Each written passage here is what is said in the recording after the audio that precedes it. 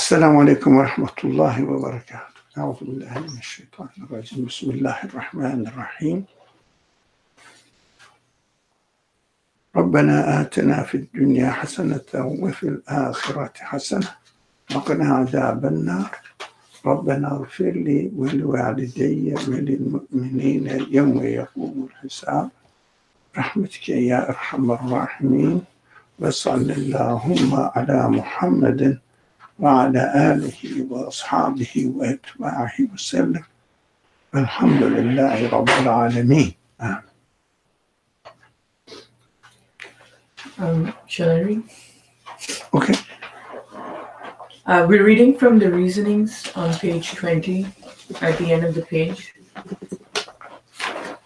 Oh, brothers and sisters, the 3 points which some put forward to object to some Quranic statements are in fact miraculous aspects of the Quran and its styles. It is particular only to the Quran that it is able to address all levels of understanding and satisfy them at all times without the least contradiction or falsification. I swear by him who has imparted the miraculous Quran that the sight of the warner and the insight of the most careful one of humankind, upon him be peace and blessings, are absolutely exalted above being deceived or confusing the truth with falsehood or the reality with delusion. His way is pure and high above deceiving or leading to falsehood. Anything to discuss here? Or Can we read the last paragraph again, please? I swear by him who has imparted the miraculous Quran that the sight of the warner and the insight of the most careful one of humankind, upon him be peace and blessings, are absolutely exalted above being deceived or confusing the truth with falsehood or the reality with illusion. His way is pure and high above deceiving or leading to falsehood.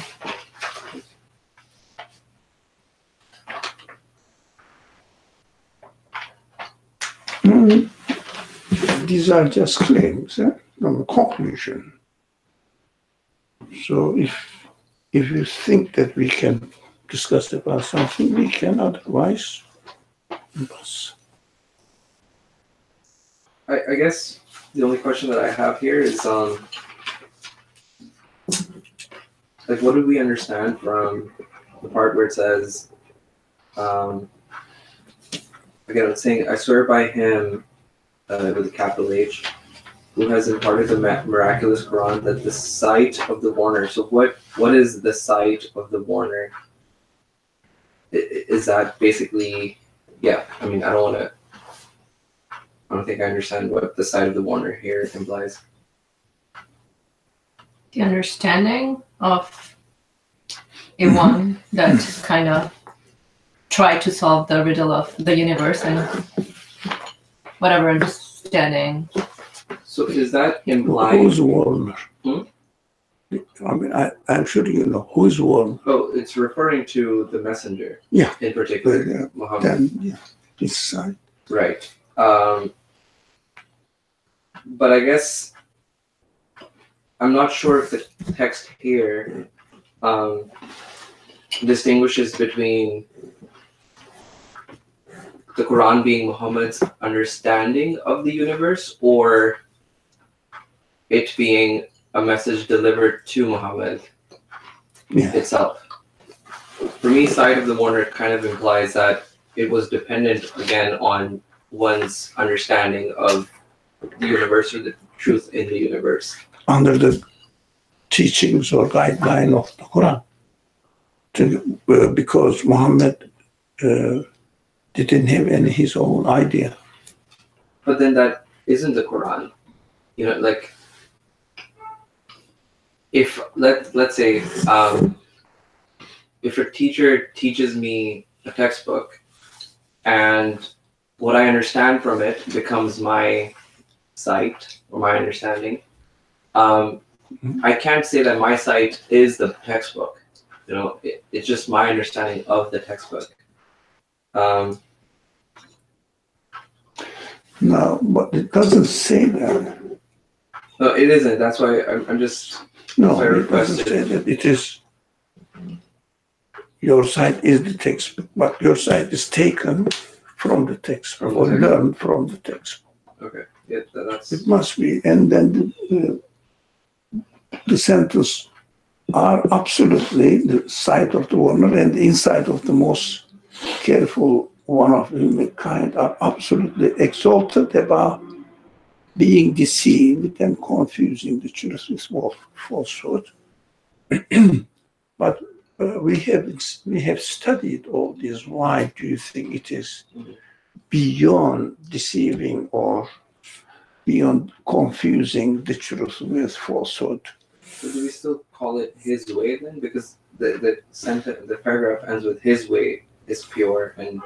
Yeah, his way as a teacher. As a teacher, he has learned, he has or His method. attained his way from the Quran. That's why, but not the same. The Quran and the Prophet have different missions, although they support each other, but different missions. Like the textbook and the teacher's teaching and instructor in the laboratory. Can I just give an analogy to just make the subject more clear, like practical analogy? Like during undergrad, when people take, like sciences, I remember like myself when I was taking chemistry or physics, whatever was taught in the classroom, then we had workshops. And I remember there were a couple of TAs, right, teaching assistant who were teaching those workshops, but like there was this particular one that made like things very understandable. So I would always like go to him, right? Like if something really makes sense, right? And a lot of other students would go to him as well. They're like, oh, he's good, right? He's better. He explains better. So the way I understand this is like, so the fact of the matter is that there is a textbook in existence, and this person is applying, whatever he's understanding and sharing it in. So then it makes whatever I get from it, like, oh, this is very clear, right? So for me, I would say. It's like a good, it's like relying on a good interpreter, right? Interpreter.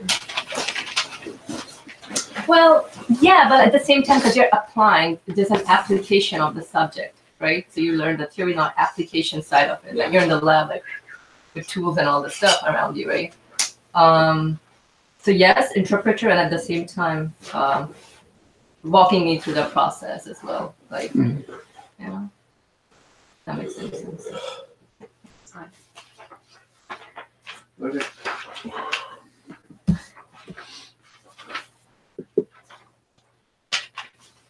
Shall we proceed? Yeah.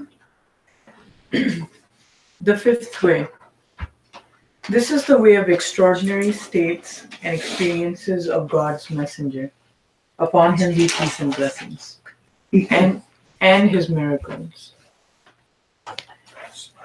The books of his biography and history are full of such occurrences. Renowned scholars have included them in their books and explained them. Therefore, in order to avoid reteaching what is already known, I will not go into detail about them. Yeah. Already known matter. There are lots of Sirah books studying his life. Right. So, An indication. yeah. Not every one of these miracles has been narrated through reliable channels. But since there are many examples and varieties narrated through one or more than one reliable channel, all of them can be regarded as authentic. The point is, here the reliable, it may be not reliable the miracles are narrated to us through the Bible. But the point is whether this particular miracle really was performed or not. This is not the point. But he somehow, in this way or another, demonstrated miracles to the people around him. Mm-hmm. So we cannot really argue whether, this particular narration of the miracle is not very authentic in its narration. It's not the point. But what we should understand, and we should agree, if we can, what is expected of us. To agree, yes, the prophet has performed or demonstrated miracles. But you're only saying that because there is something that you consider as evidence of a miracle or a miracle being performed. Yeah. The very thing that you're considering as evidence is what's being questioned here, and you're saying that questioning that isn't, because not all of them may not be authentic, but some of them are authentic. It means the prophet, this person has performed miracle, and it could be the case that he performed this miracle narrated in this weak channel of narration, or even if it is not, doesn't matter. Doesn't matter the particular miracle. No, but some of them are, not all of them are right. Weak. Some of them are not. Sure, this might get into semantics, but the moment you say some of them may not be, or some of them may be weak, doesn't that now necessitate that what is the framework of identifying what is weak versus what is strong? And that is another subject. Yeah, I know. Speciality. I know. And the moment you can negate something or consider something as being weak, that means technically every one of those channels should be, considered as or having the possibility of being weak. So, not all of them, but some of them. Well, I think I differ on that. I wouldn't say if you can say some, then why not all? No, because in the narration, some of them are solid. Reliable. Again, that's based on a criteria that we people have developed. Sorry? Right? We as human beings have developed. Of course. How can you make sure what happened in the past? You can't. You can only have a possibility of this may have happened, or there's more tendency of this happening. No, but for example, we give the example, let's say Australia, the continent Australia. Have you been there? No, but do you doubt about its being really existing? If the narration is authenticated, then you say, I have no reason to doubt about its existing on the earth. Yeah, but I will say Australia exists only because my criteria of identifying if something exists is to believe what people say, to, look at the map, tools and stuff. Yeah, but only believe it may be a weak word here. Yeah, it must be certain for you because of the narration so many channels are narrating the same thing. So as a human being, you have to accept that. We have to accept it. And that makes me fall a victim to what? Rumors. Rumors. Do you think it's a rumor if someone says, I was in Australia last week and it was wonderful, and then I experienced this and that, and is the rumor now? Well, 1, 2, 3, 1 million people are. No, we cannot say that we cannot rely anything narrated from history O zaman then you have to deny everything what happened in the past. Not deny it. Deny means that you know Reject. something and you're rejecting it. No, reject it. No, Yeah. but I'm just saying that there's a dangerous attitude, but basically you're taking more of an agnostic approach and you're saying, I cannot say for certain, but as much as evidence that I can find or that I must rely on, based on that, it seems to be so. Right? No, excuse me. Which page 21 we are studying? It's on that. What's your initial concern? Like, can you Yeah, guess? I mean, it is. I guess if you look at the Australia analogy, right, which is a good one, I've never seen the island myself with my own eyes, right? I've used tools like Google Maps. I've met people that say they're from there, but can I be 100% certain in saying that there is such a thing as Australia? Yeah, right? okay. Only because I've been taught at school, I've looked at tools, and people have kind of confirmed that How can you be sure of anything if you don't use the means But I think means of obtaining the information about something? I think certainty at that point would be No. going there and seeing like, okay, this is the island. But I understand that that's why they say history is his story. You know, like it's someone's perspective Oh, of. depends on what are we talking about. You know, history depends on, for example, narrating something by the people who are politically oriented and this kind of things. But this is really experienced, and everybody, no one denied in his narration. No, I was there, and I've never seen such things. There is no narration. That's anything history. We have to rely on narrations. But you probably know this more than I do, which is even the narrations that we very much tend to rely on are Depends on the compiled. there's a capacity. I mean, which kind of narration? No, it is a bit. I think unnecessary discussion, because how can you talk about history?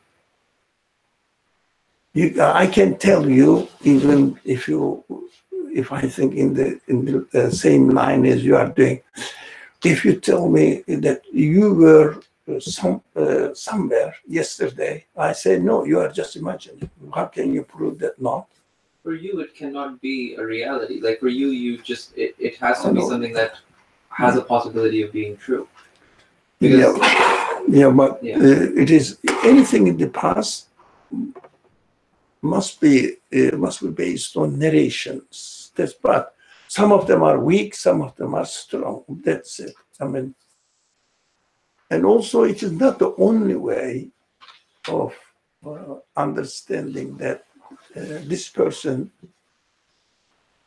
Muhammad, was a prophet only because he performed the miracles. No, there are many other venues. One of them is the miracle. I guess what's challenging here is if you look at the last line, it says all of them can be regarded as authentic. Yeah, That's because the whole claim. But now that this person has performed miracle. Can I go ahead? Go ahead. Yeah, please. I was just going to say that something that I remember hearing that resonated with me is that we should regard that the greatest miracle of the Prophet is the Quran, and that because it is still capable of being interpreted and still capable of being relevant after all these years, it is the miracle that is carried on through time. So even if we haven't seen any of the perpetrated miracles that we haven't witnessed, then what is our classification of a miracle? What is our classification? Well, that is another matter. That's completely different matter. Yeah, you don't believe in Muhammad because he narrations, miracle narrations, tell that he performed. That is another. It's ideology. So why do I believe in Muhammad because the message he brought to me. But at the same time, in addition to this, there are narrations of miracles at the same time next to the Quran with the same mental understanding or approach, being suspicious about everything. We can say, I don't know whether the Quran is as it is claimed to be, because it is in the past, and I have to rely. Then anything in the past, you may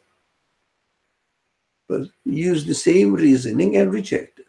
And say, I don't know whether it was my dream and I thought it was real. You can interpret it everywhere in any sense. And that we human beings don't reason in this way. And we don't accept everything, whatever people say. We investigate authenticity of it and check. But that's it. But isn't that the whole point of reading the Quran in the here and now, is that you're checking it as it stands today? Yeah. Then the Muhammad's message also must be checked now, here and now. But that is another way.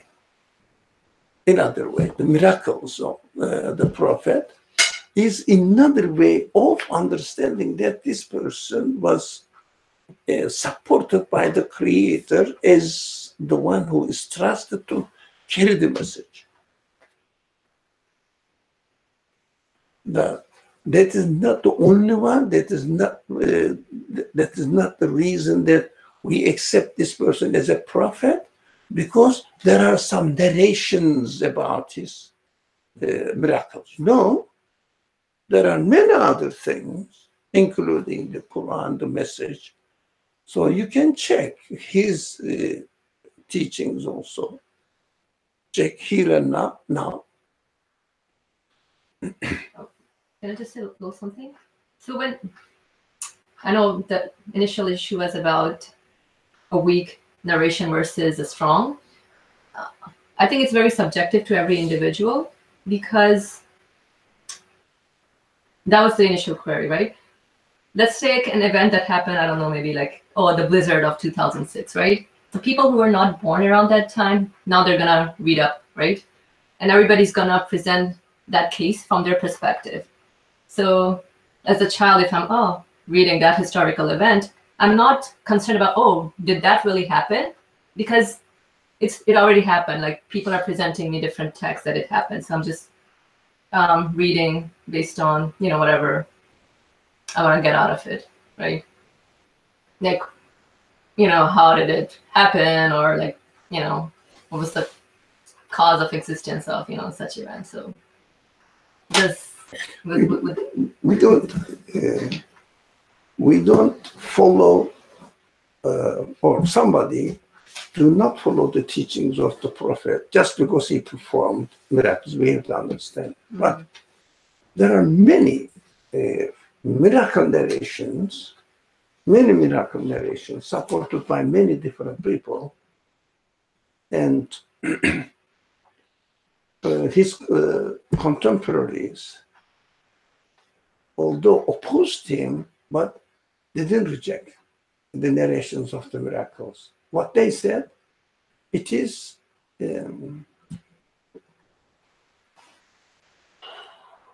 how do you say? Magic. Mm-hmm. Yeah, for example. Even they say magic, it means it is a proof. Their opponents say, no, he performs magic. It means he performed miracles. And he described it as magic. Mm-hmm. He didn't want to say that it is a miracle. So even the opponents of him rejecting his miracles and identifying it as a magic is a proof that such a things happened in his life.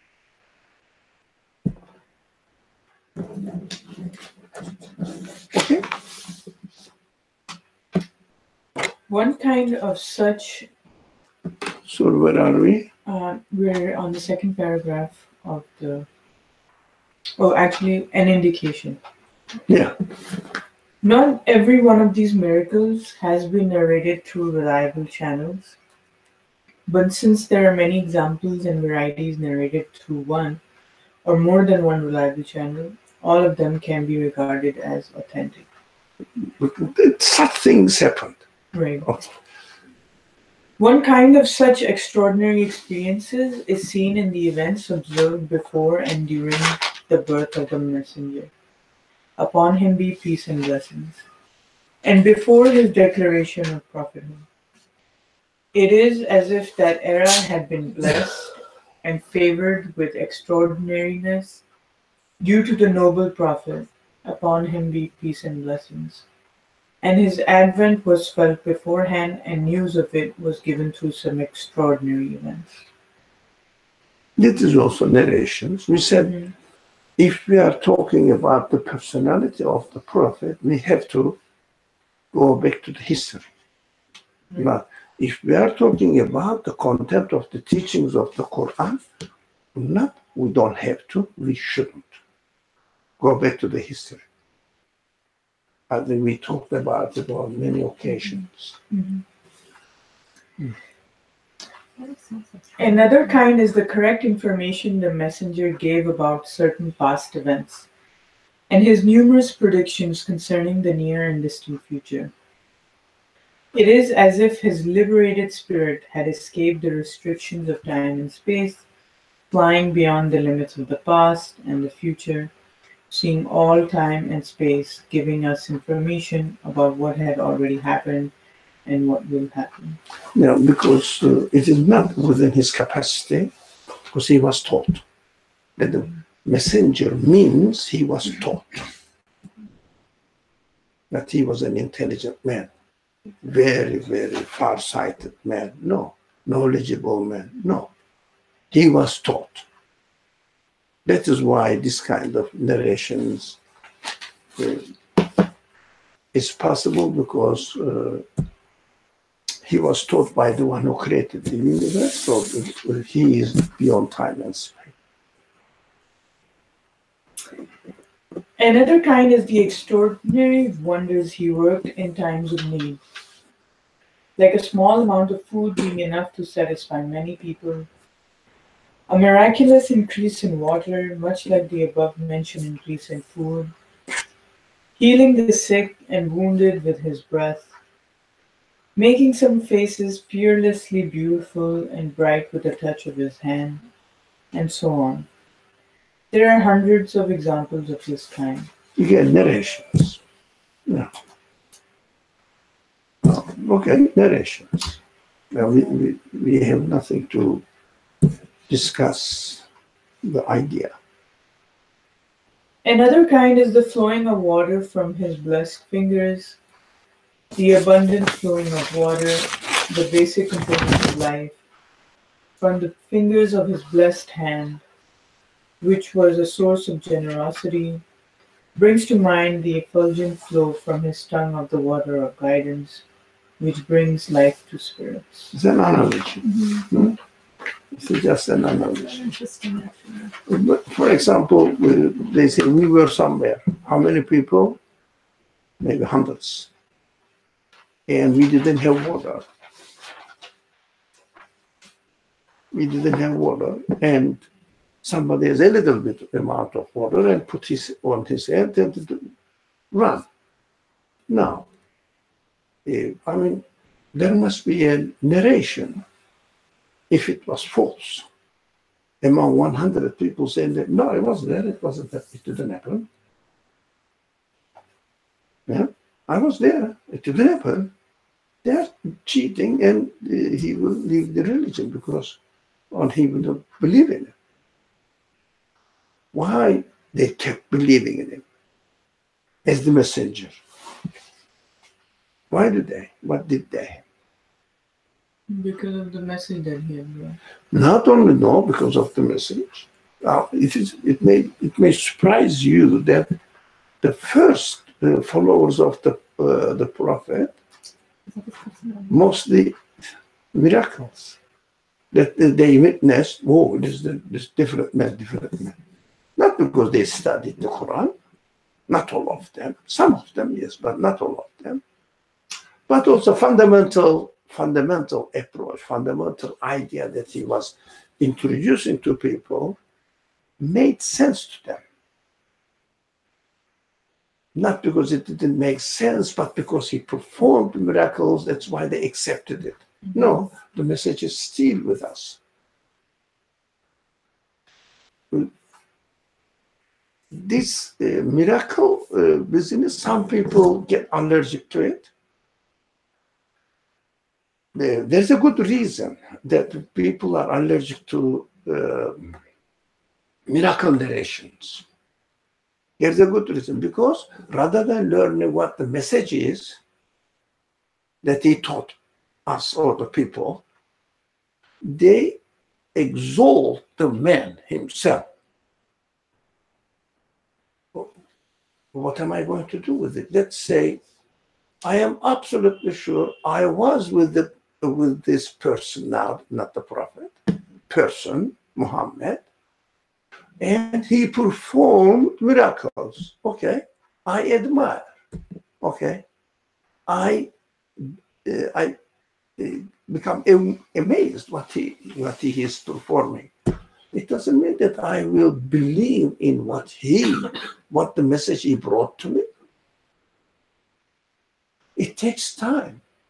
It attracts. That is the purpose of the miracles. We studied all these long ago. The purpose of the miracles are for his contemporaries, to give them confidence, to provide them confidence that this person, what he says, although you don't know the content of his message yet, not yet, but it's something special with this man. Pay attention to it, take him seriously, so pay attention to his message. But it doesn't work for me now. That's why most of the scholars say paying attention to miracle narrations are no good anymore. As Sister said, message is important. See the message. If you can confirm it, accept it. If you don't, reject it. But the miracles were very important in the life of the people who lived with the prophet,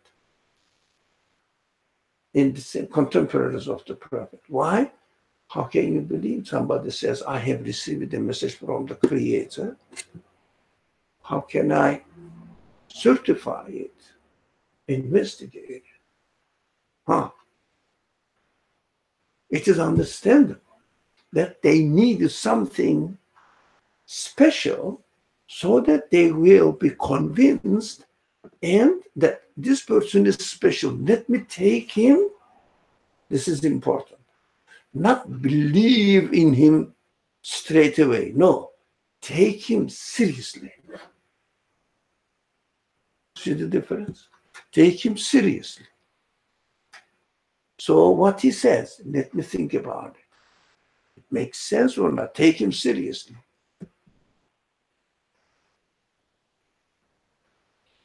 I think we discussed all these before. Do you remember? But this is the summary of, or a conclusion of summary of what we have been studying for months. Conclusion, but specifically related to miracle narrations, this section.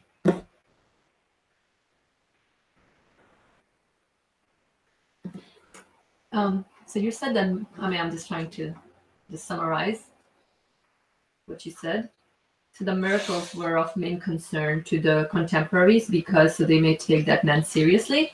But as otherwise, how would they know? Because they haven't studied the message he brought to them. How many of them in narration again, historical narration, how many of them studied the Quran, or that time there was no whole corpus of the Quran, Mus'haf?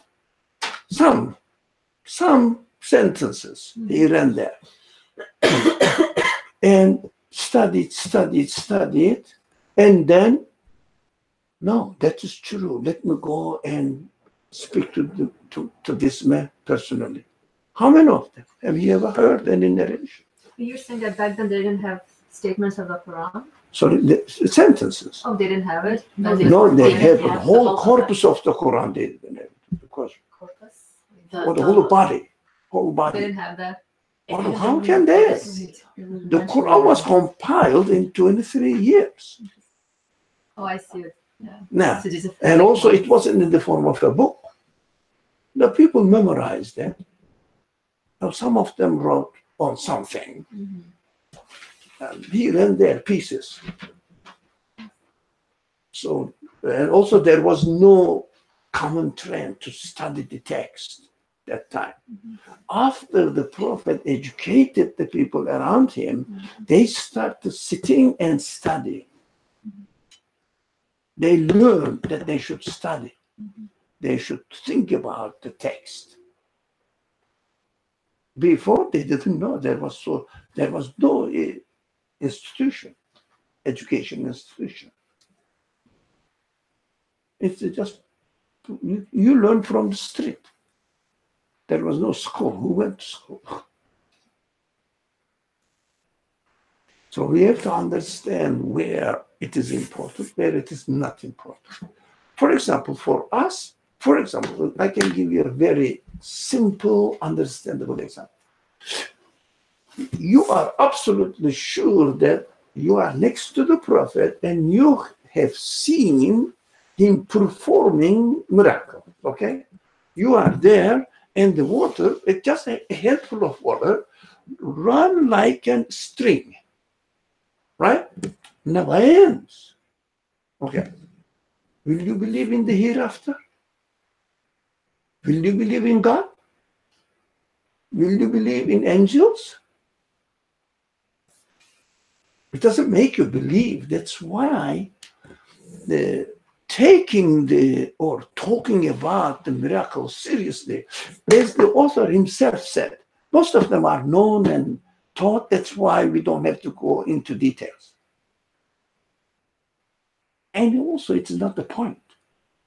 But we also should be aware that this person was approved by the creator of the universe by changing his order in order to demonstrate that he is somehow employed by the one who created the universe.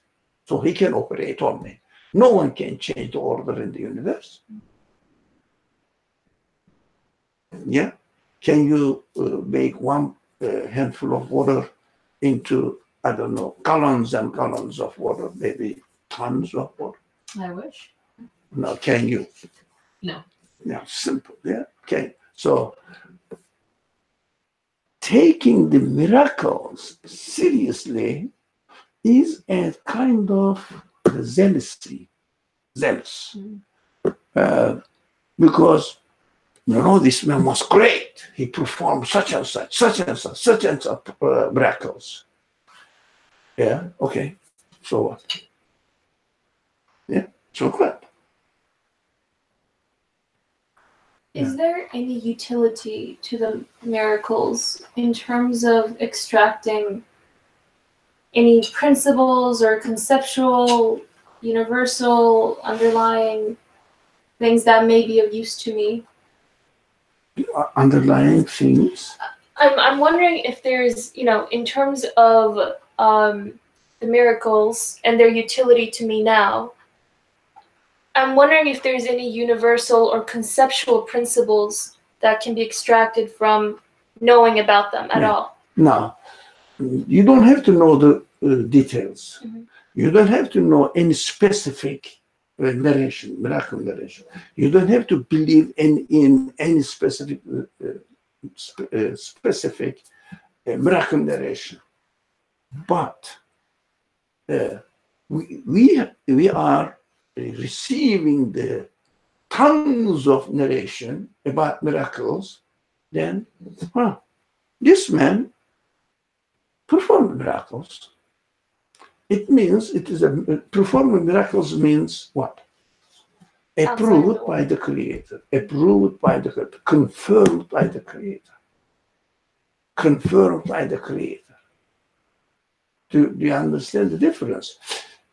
But it doesn't make you believe any fundamentals of belief system that he introduced to us. So the contents of the miracles don't matter as much as just the fact that they may have existed at one point. In a way. This person acting outside the order, which is necessary. So, and believing in the miracles are not really necessary. But if you say he was a prophet, if someone says he was a prophet, I studied his message, I am convinced that it is really consistent. The message is consistent. But this man could not have performed miracles. What does it mean? It means you are saying that God does not have will to change the order. Absolute will to change the order. That is problematic. Universality of this matter lies that God employed this man, and somehow God helped the people around him to take the claim of messengership by this person is a serious matter. That's it. Otherwise, you cannot, none of them cannot make you believe what the message brings to you. When we say that we go to history to study the personality of the prophet, right? Is the miracle side part of that personality? Because I don't know. This personality we study two stages, and one, the prophethood. Why is it necessary? Do we really need it? What is the nature of this universe that requires, if you like, instructors, the prophets, etc.? We studied all this for months. Now, how about this particular person being the prophet? And although we said, okay, when we start studying that particular historical person, we have to rely on historical narrations. It doesn't mean that any narration, no. But we have to see how this person, the people around him, narrated about his lifestyle.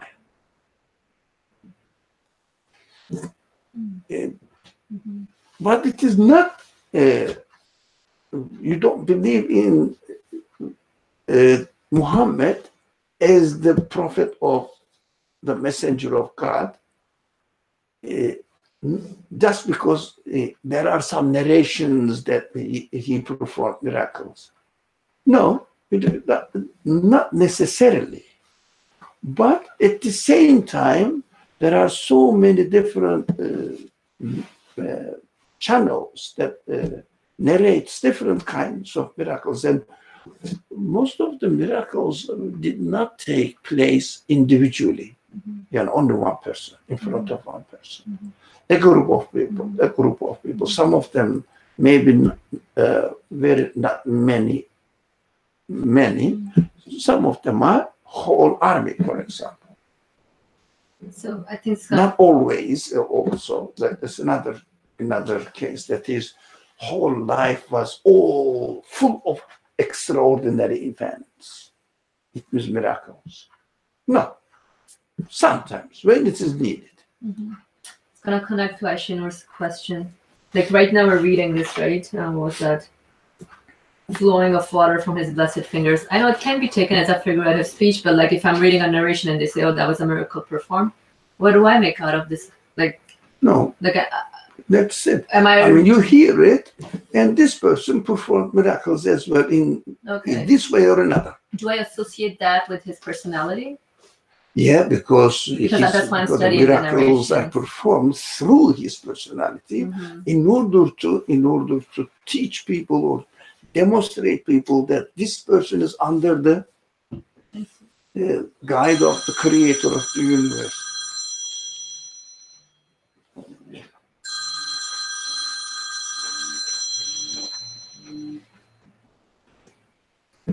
Under the guide of the creator. So that is why it is somehow important. That is the only aspect that is makes the case important, because he wasn't alone. He was supported by the creator through miracles, giving miracles to him. Yeah, that makes sense. Yeah. Okay. Okay. By the way that we're understanding what miracles are we also able to say that they were only reserved for prophets? Why bother? Why do you ask this question? What are you going to do with it? I mean, there's not much I can do with knowing about these miracles anyways, but just like the nature of a miracle, like when we say that they were there not to convince you that something exists or a message was true or not, but just to, make somebody seriously think about it. Similarly, can that nature, that aspect, for someone to seriously think about something still exist, or like exist outside of prophets? Or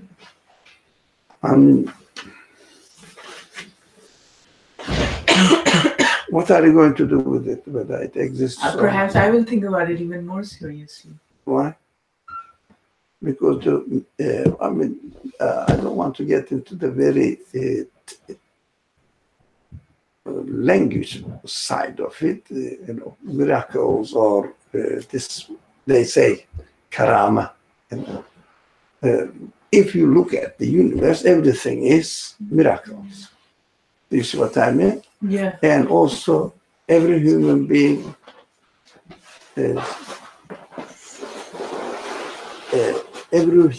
receives the blessing of God.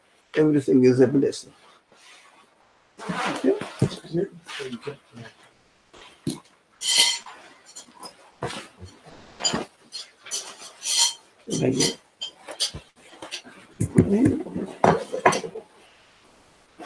Yeah. That's a good point.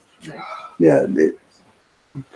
What else? What do you want? A specific miracle performed by anybody? But this is unique to prophets. Right. That's what my question was. Yeah. But just to demonstrate that their claim for prophethood is physically also demonstrated to the people around him. Right?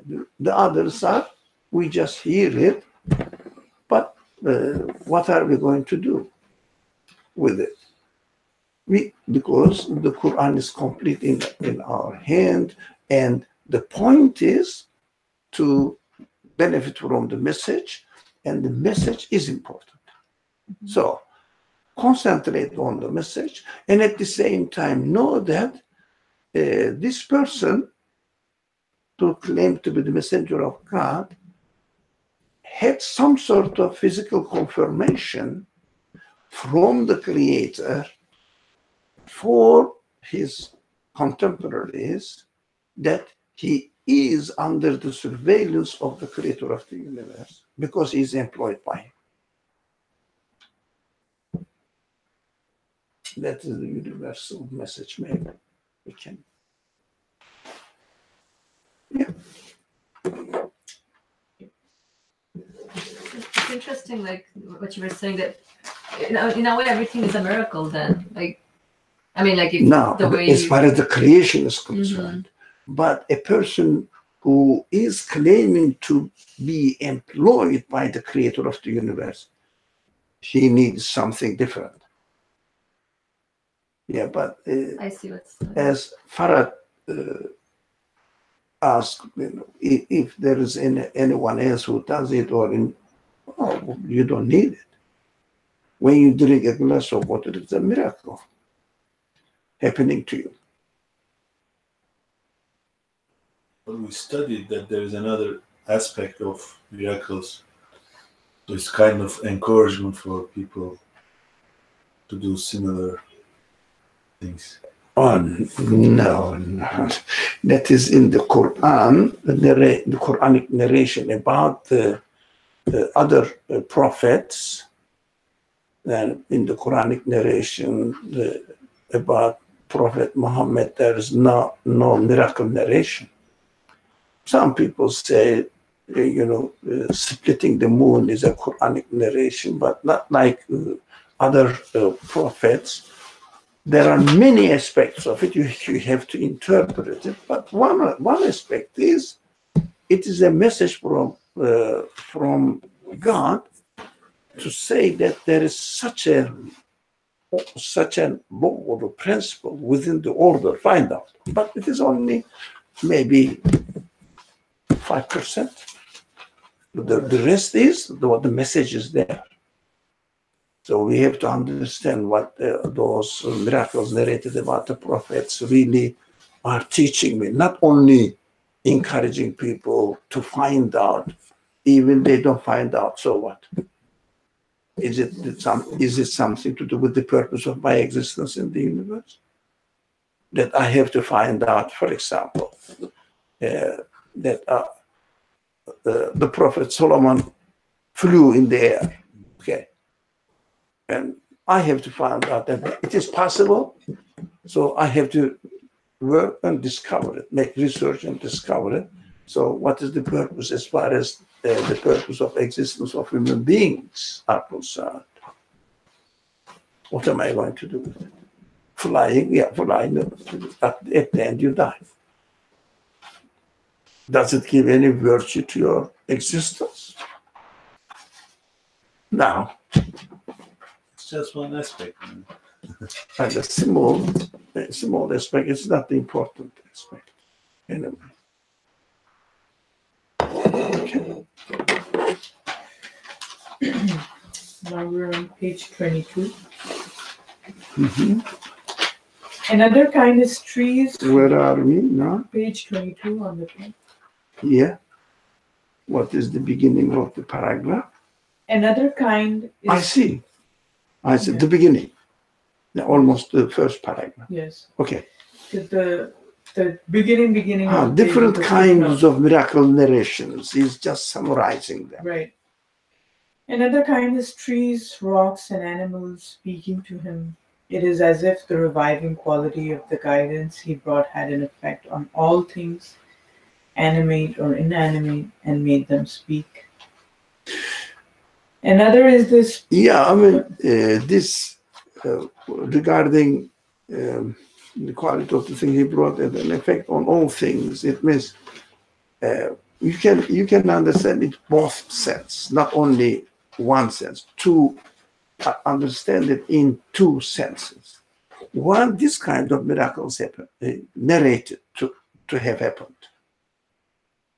That's one. Another kind is, yes, with the miracle, with the message he brought to us, we understand, we realize that the things are in fact speaking to me and declaring what the Quranic message is.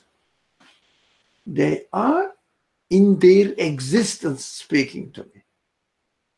But as a miracle, they made the voice like humans in the form of human speech. That is one side of it. Another side, with the message, now these animals and everything speaks to me. Don't you feel that after learning the message of the Quran? Everything speaks to you. Yeah, but two sides. Yeah, two sides.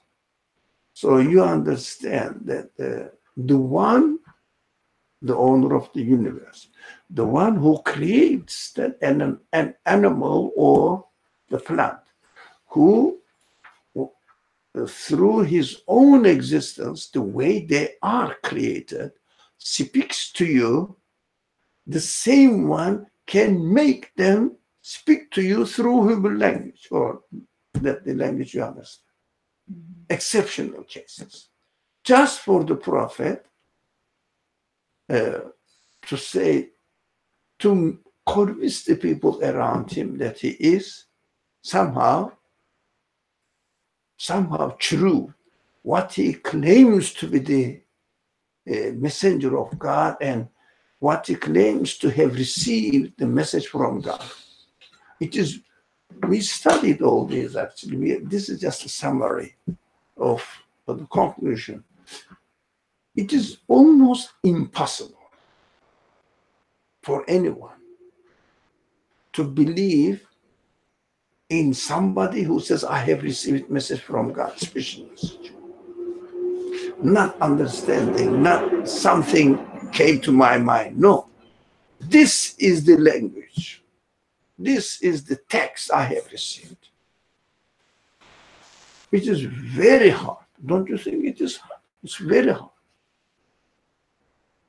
So it is understandable within the wisdom of the Creator, they need some special physical evidence so that they will take notice of this person. Yeah, I'm thinking like in this day and age,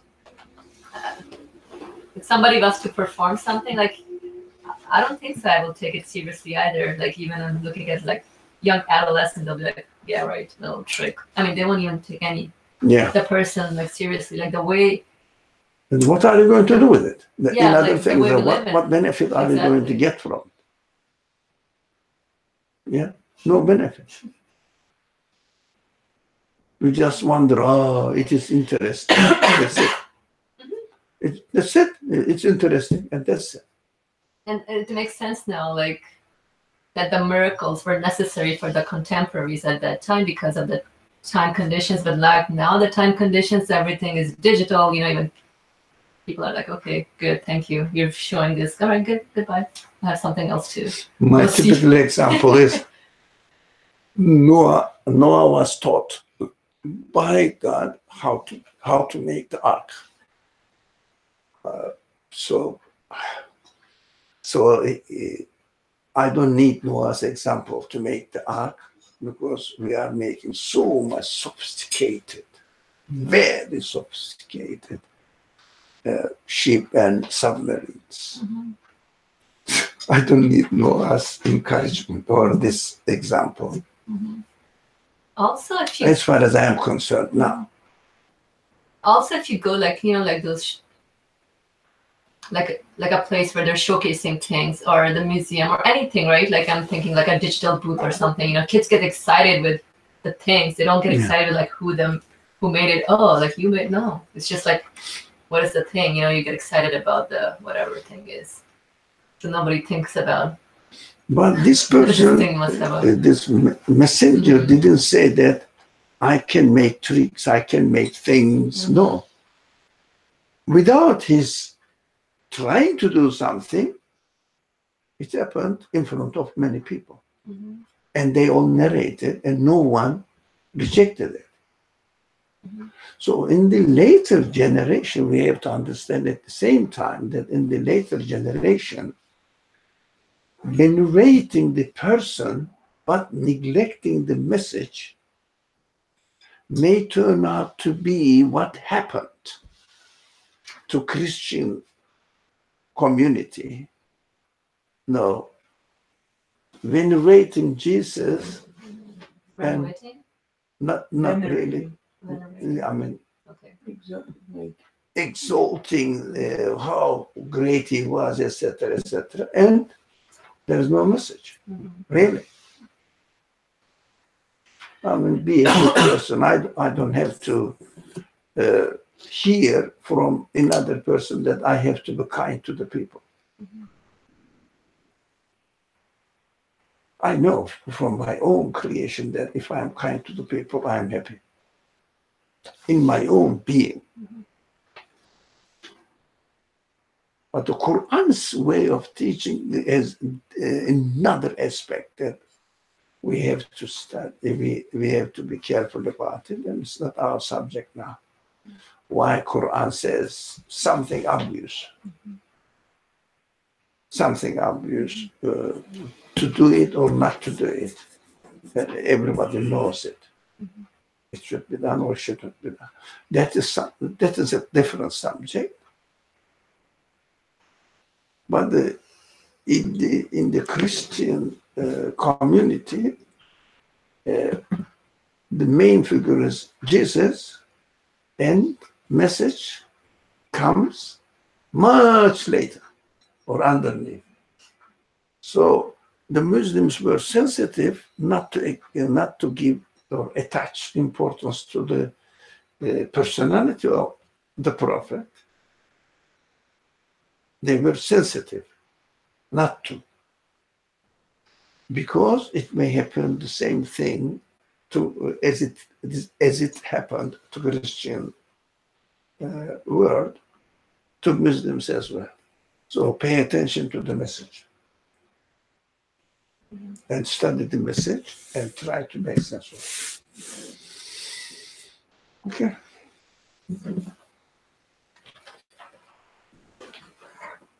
Another is the splitting of the moon by a gesture of his index finger.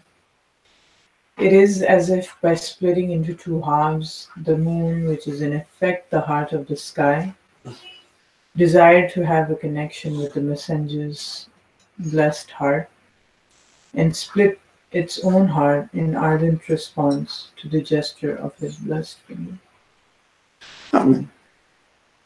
Yeah. I think it's a very interesting experience, trying to take this seriously, but also not at the same time. A reminder. The splitting of the moon has been related through reliable channels of transmission and is mentioned in a Quranic verse as the moon has split. Chapter 54, verse 1.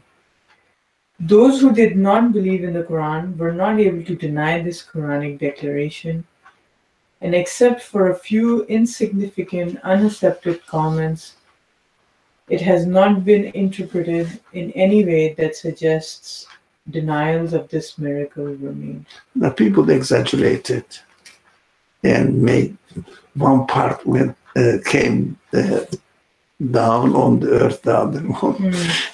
These are exaggerations or the people's own imaginations, but the splitting the moon narration, according to the expert on the authenticity of the narration.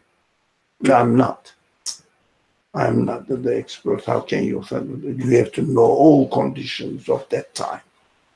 They say this splitting the moon miracle really took place. That's okay.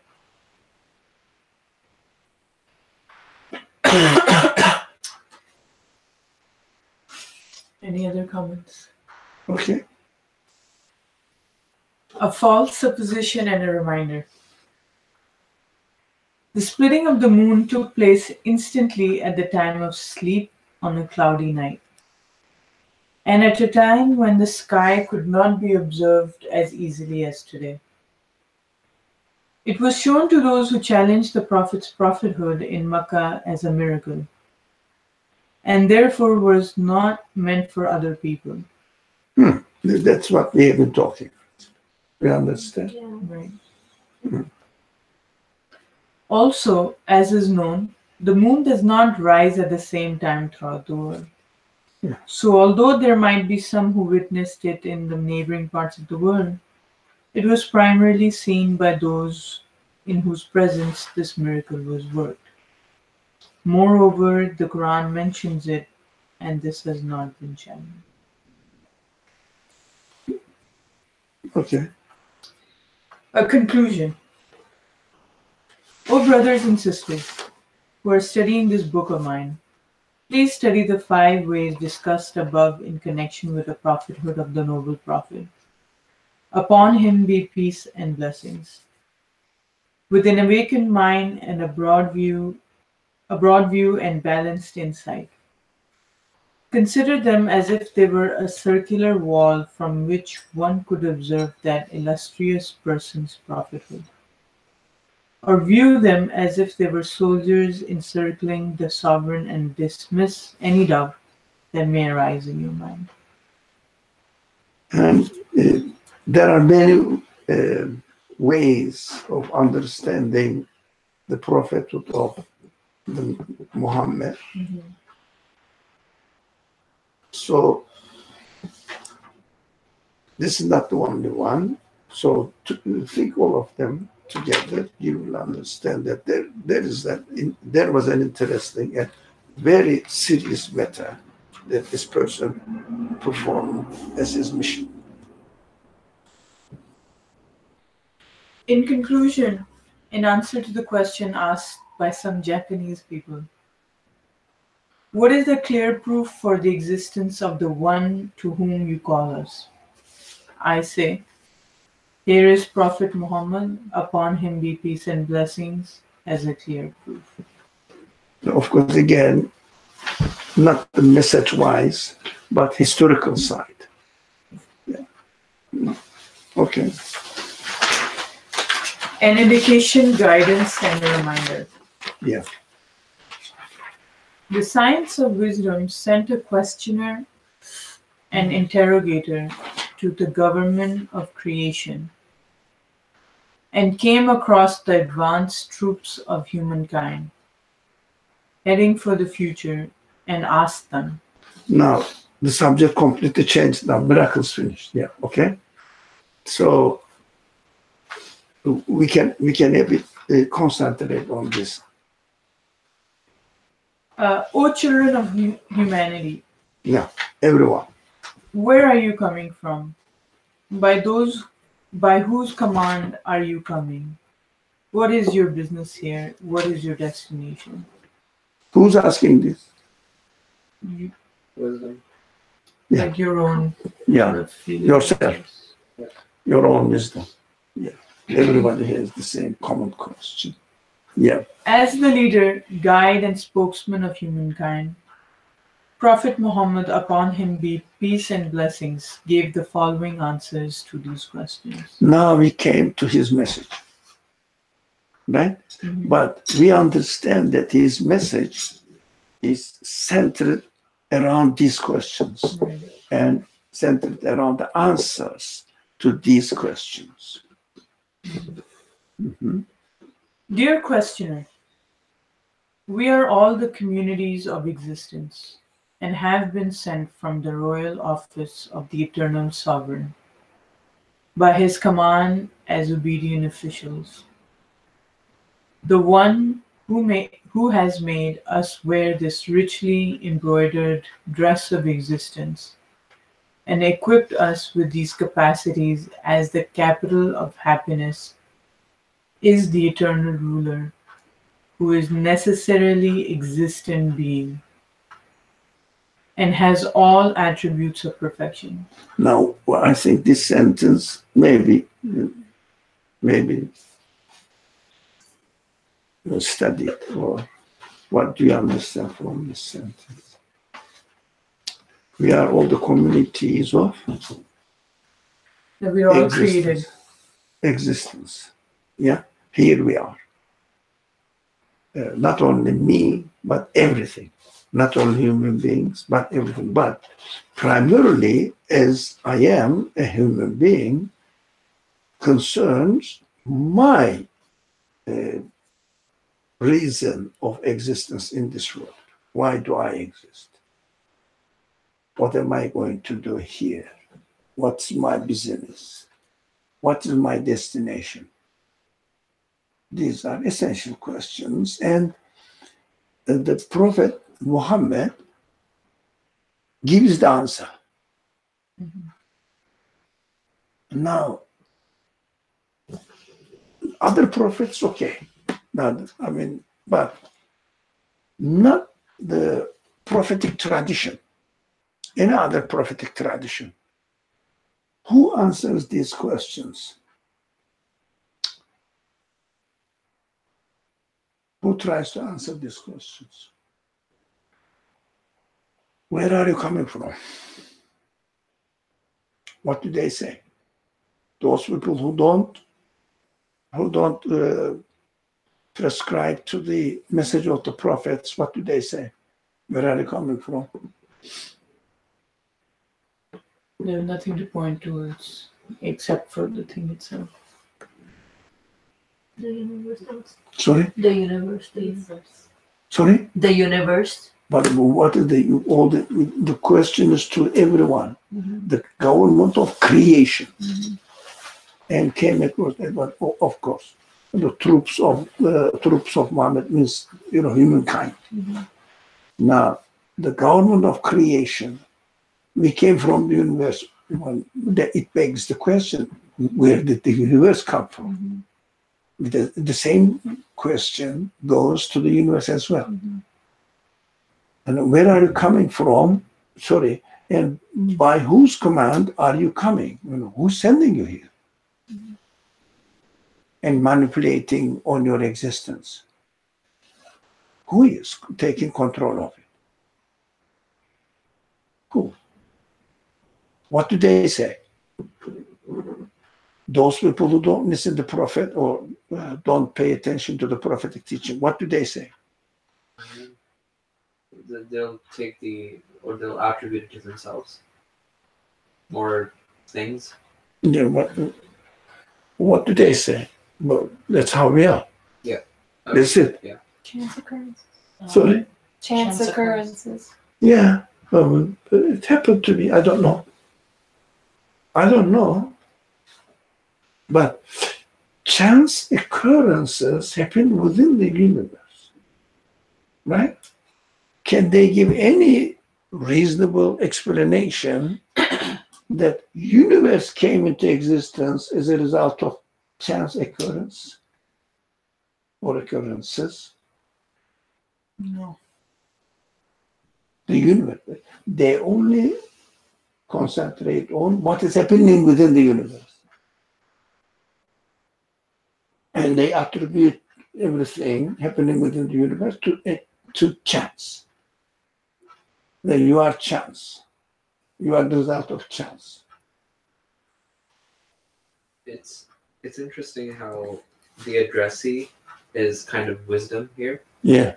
Because just if you use wisdom in itself, the last thing wisdom would feel comfortable with is attributing something to chance or randomness. It almost looks for reason.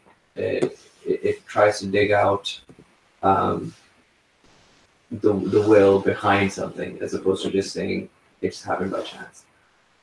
The wisdom questions. Yeah. Wisdom itself questions it. Yeah. Can the existence come? Can the universe, everything, come into existence by chance? Chance where? If there was no universe, where is chance? Yeah. They are confusing all these questions. Who's manipulating on you? Everything is arranged in your life, almost everything. So, and you are subject to certain order in many aspects, many aspects, and everything happening within you in a very complicated, sophisticated manner.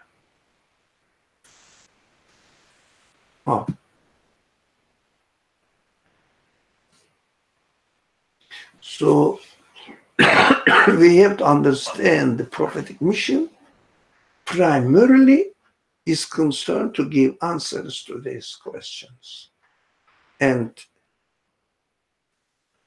no one else can give an answer to these questions. At the most, they say, we have to be kind to other people. We have to take care of the needs of other people. Again, it doesn't explain the reason of existence. Right? It seems to be simple, but that is the main mission of the prophethood, to give answer to these questions.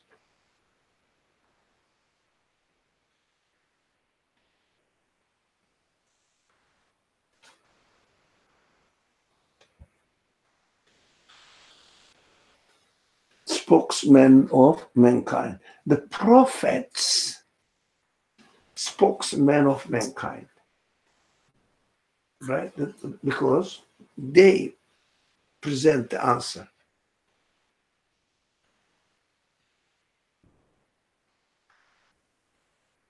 Yeah. So what does the prophet say? Dear question here. It means wisdom. It's addressing to wisdom now.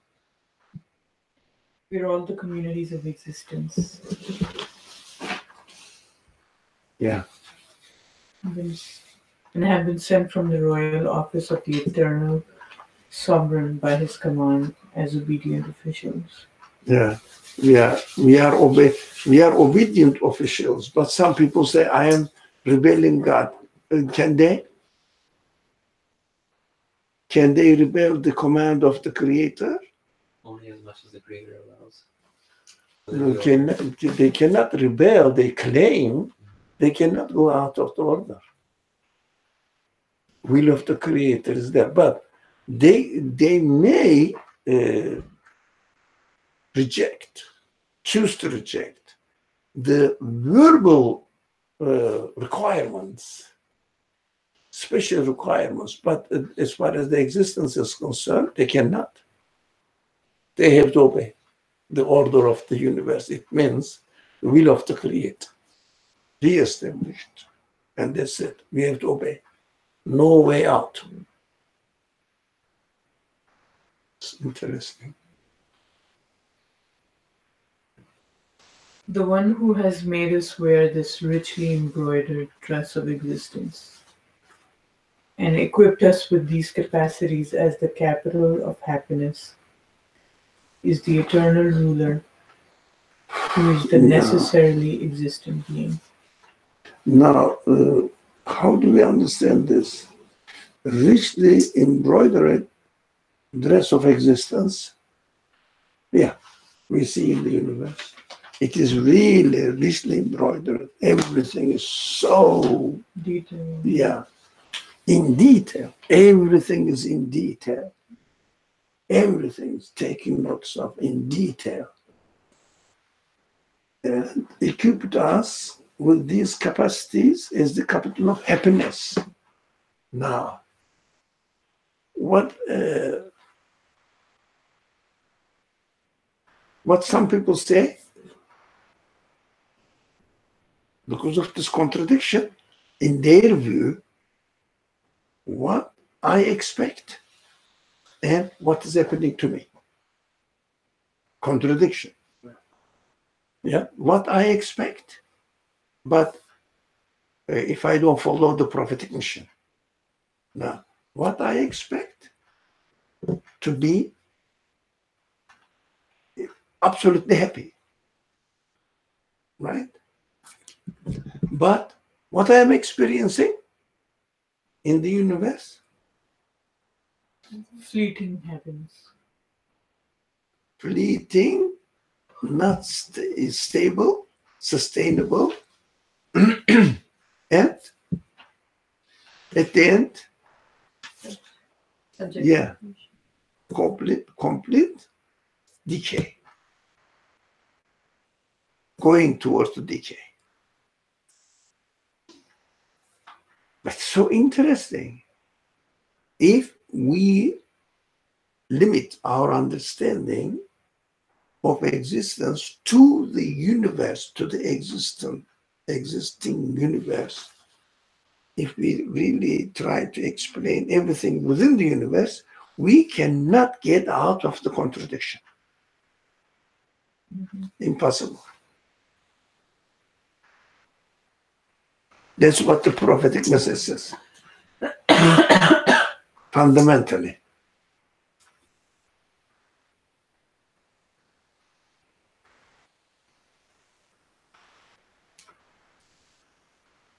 It seems to be so simple, yes. but it is so real. If someone doesn't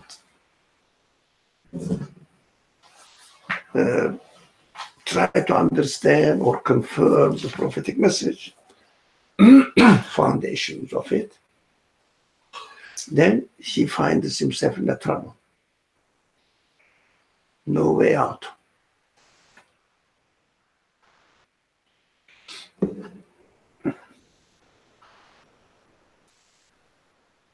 Yeah. Who is this eternal ruler? Eternal ruler is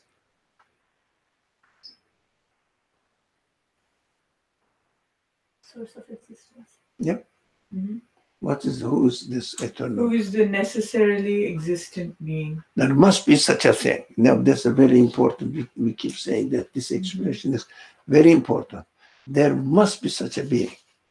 There must be such a being who is administering the creation or existence. There must be such a being.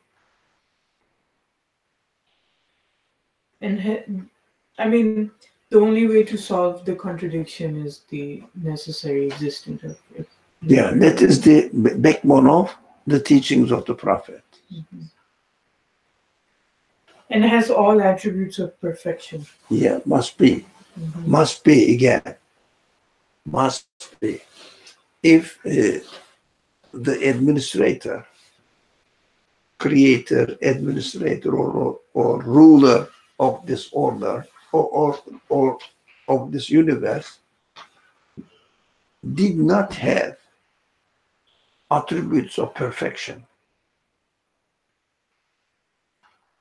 it's a contradiction again. Look at the universe.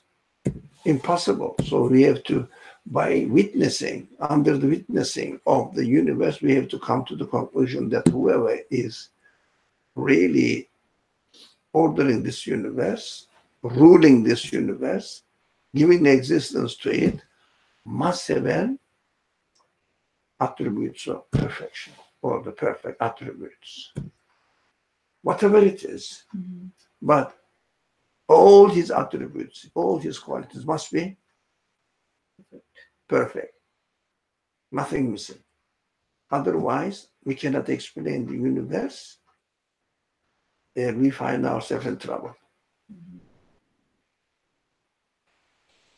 We, the communities of humankind, are here in order to be able to earn the capital of eternal happiness.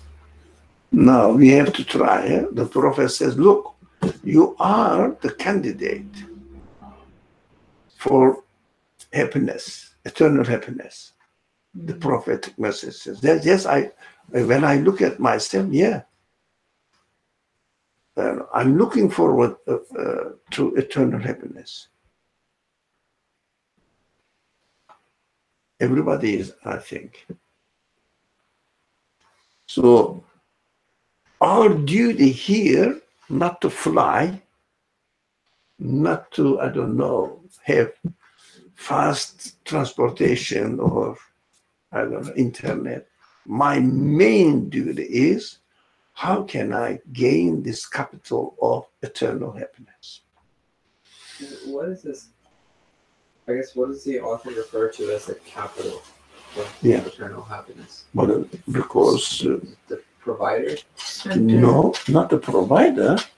I don't understand as the provider. Capital means the fundamental thing for me. Eternal happiness. Everywhere, in everything I do, I think, I interpret the universe in order to, and I bother about the meaning of existence, meaning of my own existence, etc., etc. So everything is for this purpose, eternal happiness. Main. You can say the answer to these questions, basically.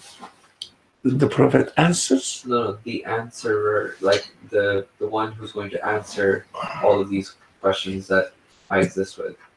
I don't answer, do you say? The answerer. But I don't know, answerer. No, like the one who's going to answer. I see the answerer. Yeah. Okay, now, now. And that is what the book is concluding. The section is concluding. Look, when you think of the prophet, and if you bother about who's this guy and what he did, etc., bear in mind this last summary. His mission is to give answer to these questions so that I will have eternal happiness. I will be hopeful about eternal happiness, and I will be sure that there must be eternal happiness. There must be eternal happiness.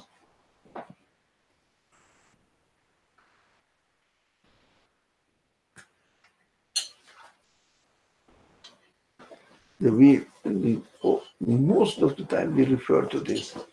If the sense is with me, eternal happiness, which there is no eternal happiness in the universe. But I have the desire for eternal happiness. But there is no eternal happiness in the universe. What does it mean? Where did I get it?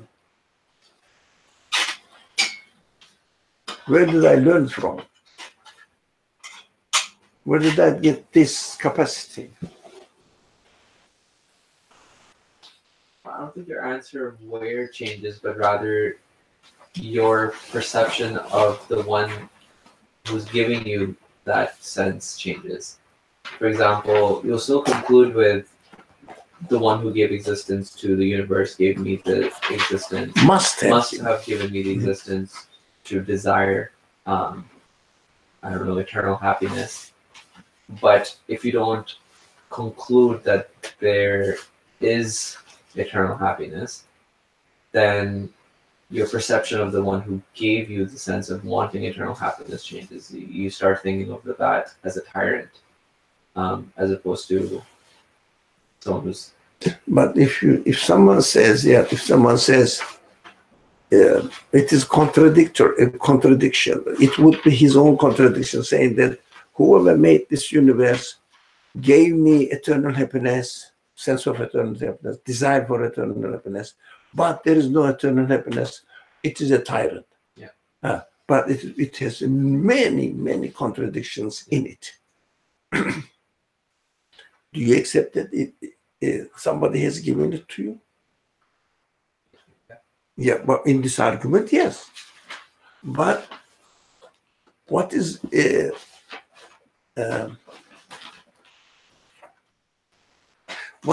point now?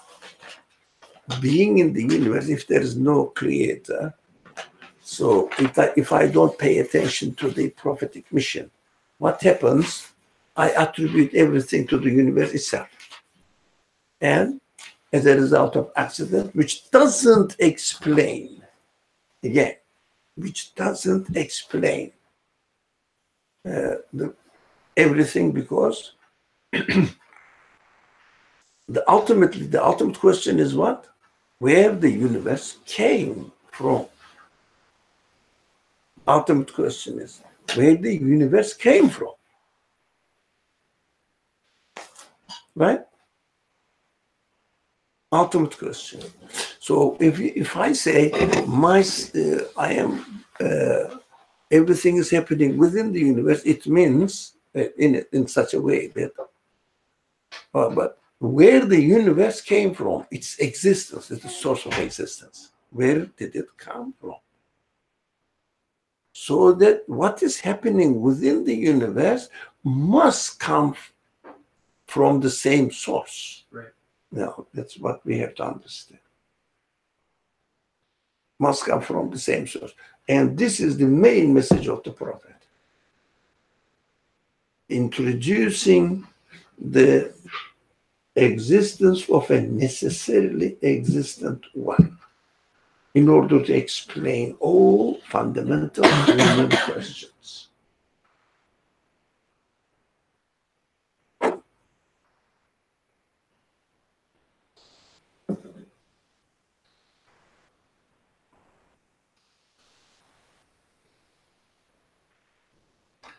Okay. We will depart from this world at a time and place unknown to us. We don't know when, but definitely we will. Okay. And advance to the bodily resurrection, which is the realm of immortality. Yeah. Now we have to have this desire for eternal happiness accomplished, answered. It is with me. So how can I have it? How can I have it? Only if my life after death continue. In another form. Yes, that's understandable. In another form. Doesn't matter. As long as my consciousness is with me, as long as my human side is with me, then I will be given the equipment according to the new creation to entertain eternal happiness there, because I am created with this desire. I am made with this desire. Yeah. That's the last sentence. O wisdom, convey this to all without confusion, exactly as you have been told. Yeah. It means comprehended human wisdom. Comprehend it and convey it to others, or convey it to other feelings or other faculties of human beings. And so actually we understand from this last summary about the message of the prophethood. We understand that all the message they bring to us is addressing to Human qualities, faculties, and here specifically wisdom. Yeah. Addressing to wisdom. So what we have to do, it means in order to benefit from the teachings of the prophets, what we have to do now, we have to give the wisdom its priority. We have to study or be concerned with the message of the messengers with wisdom. I have a question. We're saying the main addressee is the wisdom only because this text kind of states here. But if I wasn't reading this, how do I come to the same conclusion that wisdom must be the main addressee? Okay, what is the alternative? You may use another word. It means your intelligence. You may say your thinking capacity, whatever. But still, what it means, you have to reason. Without reasoning, you don't get benefit from the message of the messengers. It means from the Creation. yeah, from the creator. Guidance from your creator. If you don't use wisdom, intelligence, questioning, reasoning, we cannot imitate it, etc. So I also just wanted to ask, when we say wisdom, are we referring to just general reasoning? No, not no. I'm saying that no or yes. You are a human being, okay? So human beings understand, come to a conclusion through some sort of faculty that they have, whatever it is. Now, burada, what am I doing? I said something in Turkish. So here in this text, I haven't been speaking in that language, but why I confused. In this text, it is described as wisdom, right? But in another place, it may say as the Quran uses reasoning, intelligence. No, the vocabulary is not important. It means you have to use your human qualities without abandoning your human qualities. Without abandoning your human qualities. Don't forget your human quality, which is called spirit, which is called whatever, your human faculties. Human faculties, not body faculties, not material side.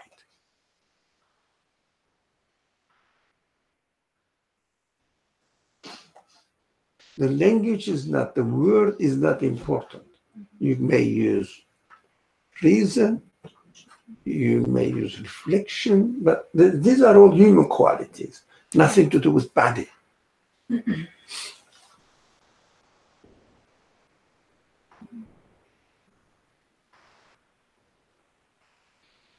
So if we study the message of the messengers, any of them, what we have to do, we have to use our wisdom, we have to use our intellect, whatever it is, and question. Not imitate, just I heard, I am a Muslim, we believe in this way, in Islam we believe in this way. This doesn't work. No. That's what I thought today we could have finished it earlier.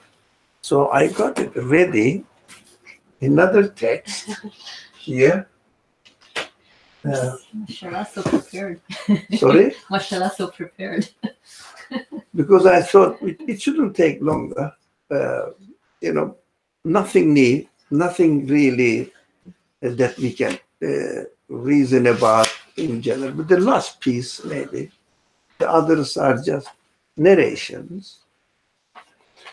I thought, I don't know whether you would prefer something else to study on Saturdays. This is done. Alhamdulillah. 1 year. Sorry? 1 year. I said we Yeah. finished in a year. Today was what? I have a year and a half. 1 year. And a half. So Less than That's more than a year. I thought we can, but this is also, introduction is not really introduction to a new subject. Is not really something that we have to concentrate on. Just introduction. We can get from here, some people from here. And then introduction with actually the time is up, but still we can somehow. Is it from the same book or? stretch the No, that is another book. Seedbed of, Light. sorry, Seedbed of light. light, yeah. Wrong.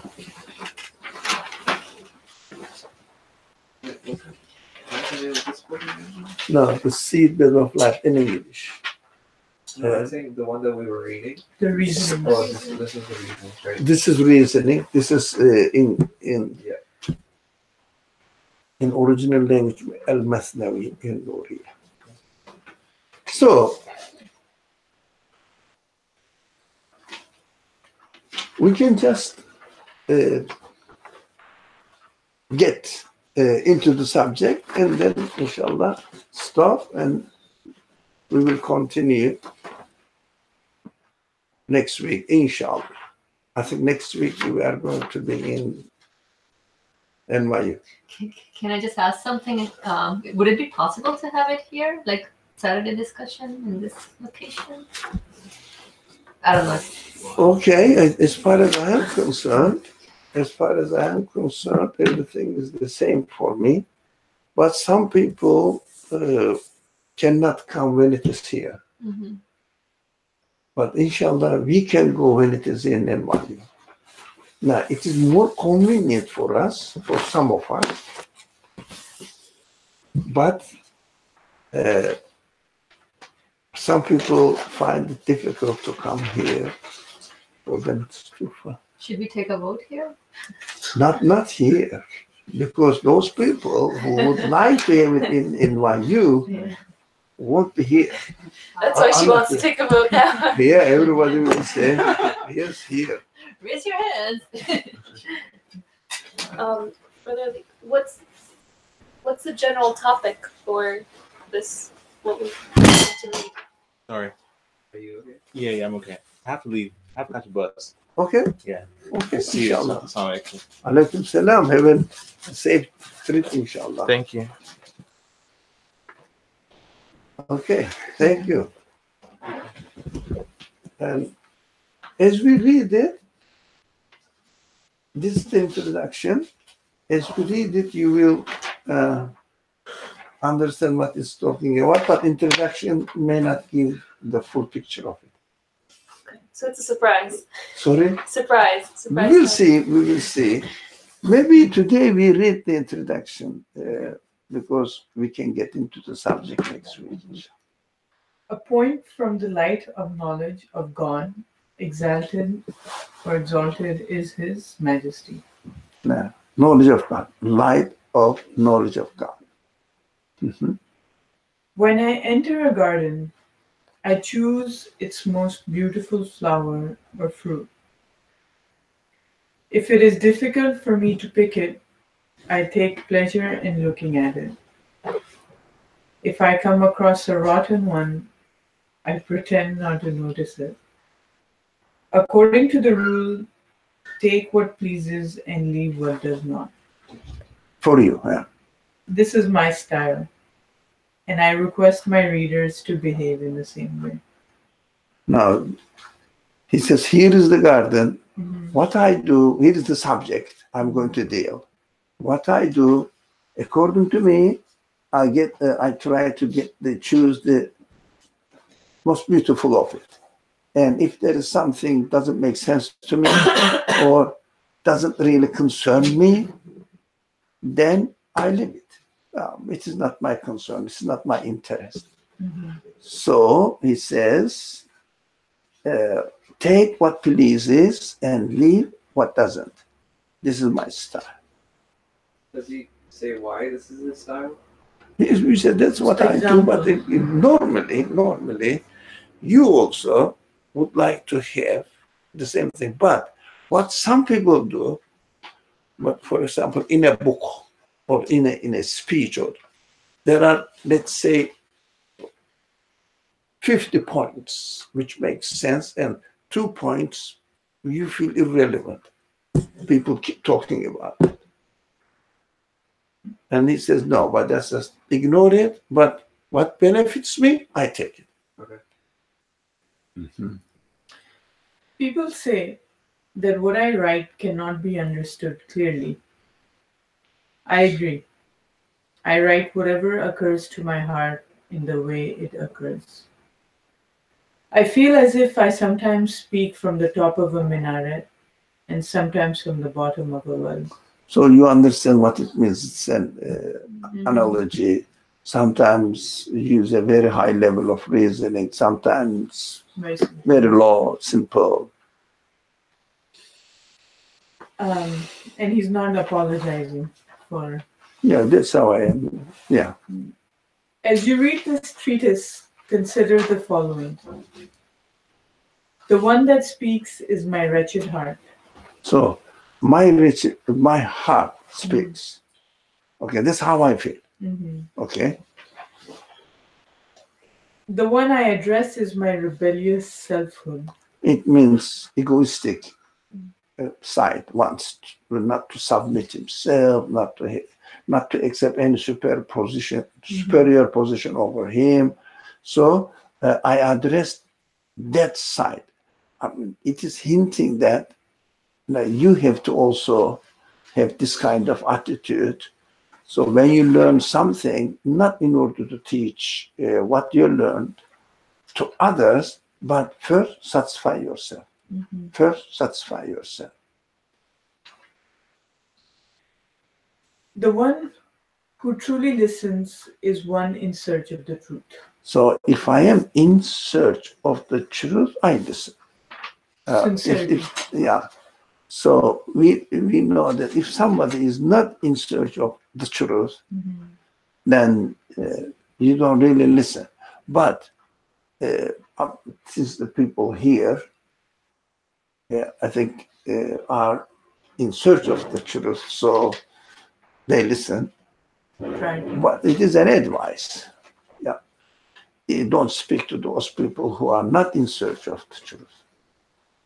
I believe in God, His angels, books, messengers, and the last day, and in destiny, good and evil being created by Almighty God. Revival after death is true. I bear witness that there is no deity but God, and that Muhammad is His messenger, upon whom be peace and blessings. That's my conclusion. That's my conclusion. Mm-hmm. But of course, it doesn't mean that we have to imitate.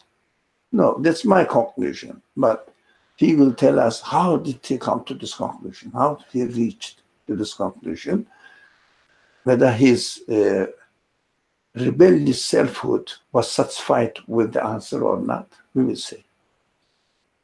In the name of God, the All-Merciful, the All-Compassionate, praise be to God, the Lord of the worlds, and peace and blessings be upon Muhammad, the seal of the prophets, and on all his family and companions. That's a classical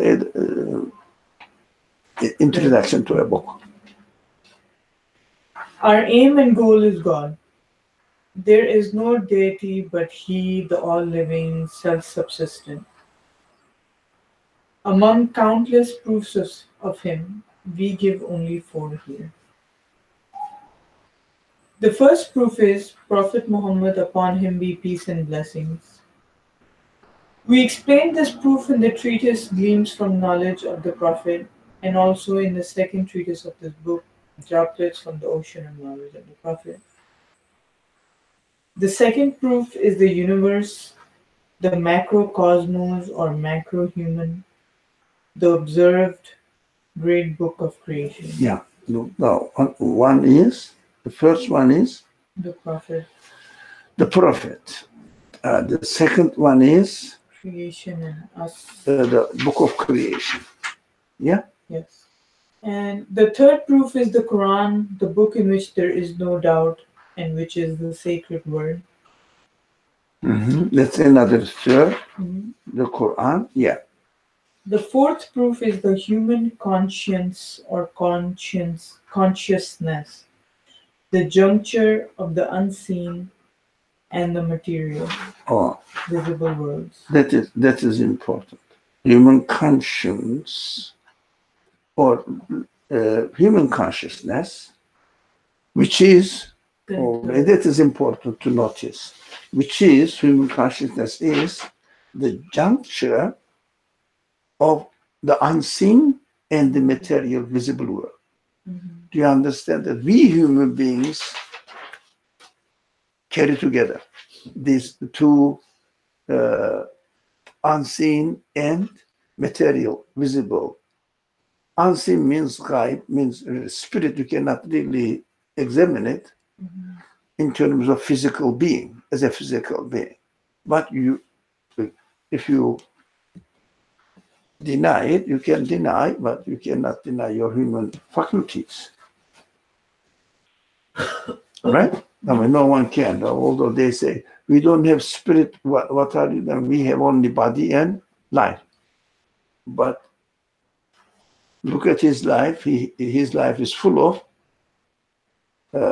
human activities of human faculties. I mean, it's a self-contradiction. Okay. Yeah. I mean, I thought this is very easy to study. So what will we call the YouTube sessions? What will the title be? Are we studying consciousness or conscience? I don't know. This is the last. Okay, the second page. Yeah.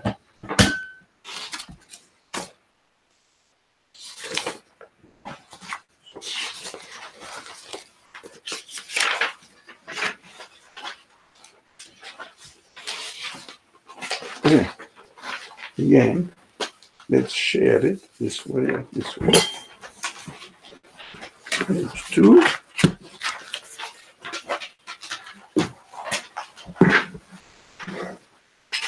Now, actually, we have to, not because it is difficult to understand, but we have to concentrate on this matter that we are the juncture of something not physical and also something physical. Two of them are together with us. Yeah, we can experience together. Which is called an unseen in the Quranic languages, ghaib. Now, ghaib means not physical, right? You cannot really physically experience it, but as a human being, you experience. I was going to ask, doesn't juncture mean in between? Like No, the point of- juncture is coming together. But is Don't it? you think? But is it the whole or is it the part that's The whole. in between? No, a whole includes two parts at the same time. Crossroad, right? Crossroad at the juncture. Yeah, but Together. the juncture is the crossroad. It's Yeah. not the whole road. No. Whole. I mean, this is two road exists, are present there at the junction. Oh, yeah. So it's Two of it's them that exist point, there. right? It's that. Okay. It means Intersection, point of intersection. Well, you Yeah. experience both as a whole. Yeah, at the juncture. Yeah. okay. Can it also be understood as what bridges the two? As As the bridge between the two almost? no together, together. Overlap. Now Okay. that's overlap. Yes. No, we are not bridge. We have Oh, right. two of them at the same time. Right. Right. So if someone says, "How can I believe in ghaib?" You can say, "You have it. You have it in your being." Yeah, this is interesting. Belief in God is belief in ghaib. In the unseen, they say whatever, not perceivable by human conception. No. You can perceive within yourself. Yeah, ghaib is within you, and through that you understand that you are the product of something which is not only your body, which is not only your material side.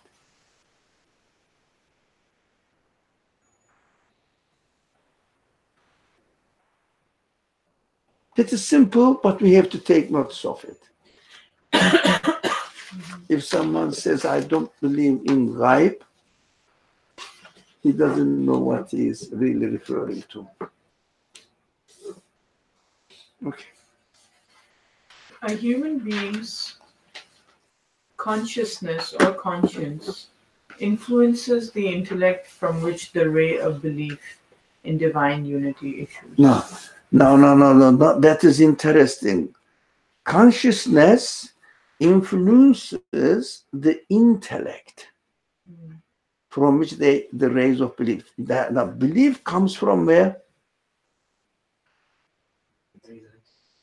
Yeah, that from intellectual belief must be an intellectual conclusion. Belief must be an intellectual conclusion. It means you have to work on it. You have to use your intelligence and come to this conclusion. You are expected to come to this conclusion if you use your intelligence. So, and the belief in a divine unity, it means you only then you understand that you are given existence by someone who also has given existence to the whole universe. So, did we read it here or before? It must be the creator must be perfect all of his qualities. It was in the previous. Yeah, previous one. Yeah. We can read first proof. First proof. Then we can Muhammadan start. truth. Yeah. The Muhammadan truth. This proof is furnished with messengership and Islam. Messengership contains the testimony of the greatest consensus and most comprehensive agreement of all prophets. And Islam bears the spirit of the divinely revealed religions and their confirmation based on the revelation. The Okay. noble messenger explains the existence of God and his unity to humanity. His truthful words are affirmed by his manifest miracles, the prophet's testimony, and the confirmation of all divinely revealed religions. The prophet manifests that light of divine unity in the name of those purified. Excellent men and women who agree on this call. And it means excellent men and women who use their intellect, their conscience or consciousness properly. And these are excellent men. Falsehood cannot have a hand in this pure, clear, evident truth, which enjoys such strong confirmation and is discerned by eyes penetrating all truths. It means this eye penetrating all truths. What does this eye mean? Yeah. The eye of consciousness. Eye of consciousness. Yeah. Now, the subject started now because we are not going to study the Muhammadan truth. The first proof. The second proof is the book of creation. What was the third and fourth? The Quran. And it is not our subject because the subject of this text is how are we going to read the book of creation. So the other one is human conscience, again, use it as a tool. Yeah, so we can start from here, inshallah, next Saturday.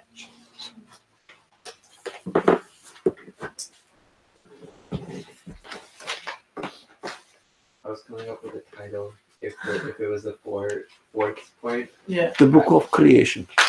Hashtag woke. Yeah, book of creation, we can call it. Yeah. The book of creation. Okay, Bismillah ar-Rahman ar-Rahim. سبحانك لا علم لنا إلا ما علمتنا إنك أنت العليم الحكيم وآخر دعواهم الحمد لله رب العالمين بحكمة السر سورة الفاتحة.